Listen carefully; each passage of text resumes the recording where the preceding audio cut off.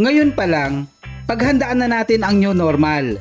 Ito ay isang uri ng pamumuhay na ibang-iba sa ating dating kinasanayan. Ngunit imbis na masuya ka at mangamba, gawin natin produktibo ang mga panahong ito. Ang isang paraan para hindi ka ma-stress, magtanim ka ng mga gulay sa bahay.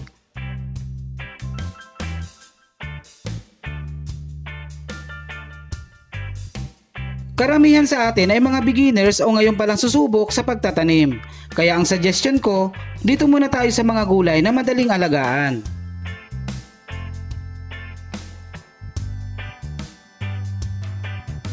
Huwag kang maniniwala sa green thumb. Hindi totoo ang malamig o mainit ang kamay. Ang kailangan natin ay tamang impormasyon sa halaman. Samahan na natin ang sipag at tiyaga. Huwag puro TikTok. Maglaan ng oras sa pagtatanim. Sa loob lamang ng isang buwan, maaari ka na makapag-ani.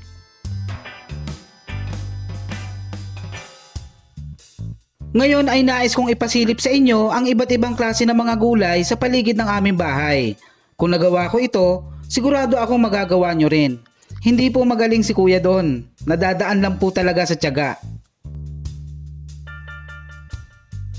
Kung kayo ay napadaan lang sa channel na ito at nakumbinsing kayo na umpisahan na rin ang pagtatanim, ang mga impormasyon kung paano ang pagtitimpla ng lupang pagtataniman, mga natural na pataba na ating ginagamit, tamang pag-aalaga ng iba't ibang uri ng gulay at kung ano-ano pa ay mapapanood din dito sa ating channel. Ito ang mga gulay sa aming rooftop garden na maaari ninyong umpisahan dahil ang mga ito ay madaling alagaan at mabilis na maani.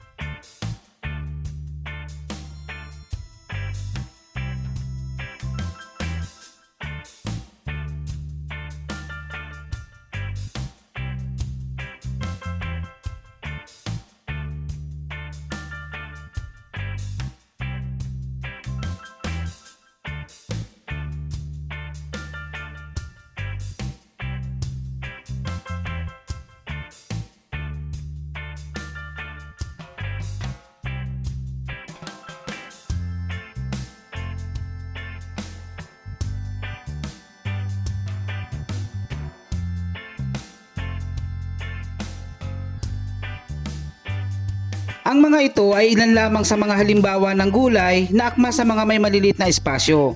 Bukod sa mga ito ay hindi maselan, mabilis din ang pag-ani.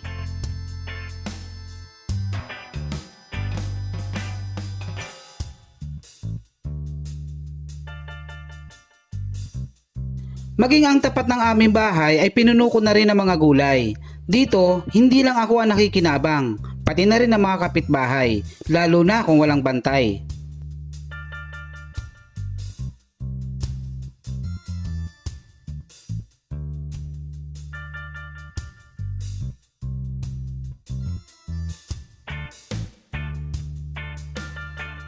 Sa mga bakanting lupa ako nagtatanim ng mga namumungang gulay. Mas marami ang pagbunga ng mga ito kung direktang nakatanim sa lupa.